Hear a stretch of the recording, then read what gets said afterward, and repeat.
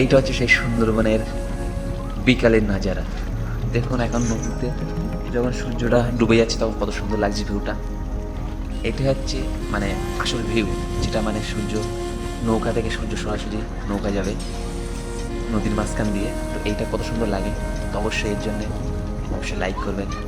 আপনাদের অবশ্যই সাথে থাকবেন আমাদের সাথে। আর পছন্দ হলে অবশ্যই ভিডিওটা লাইক করবেন। অবশ্যই লাইক করতে ভুলবেন না। মানে এমন সুযোগ দেখার খুব কমই পায়, কম মানুষ। তো জাস্ট অবশ্যই ভিডিওটাকে শেষ পর্যন্ত দেখে যাবেন।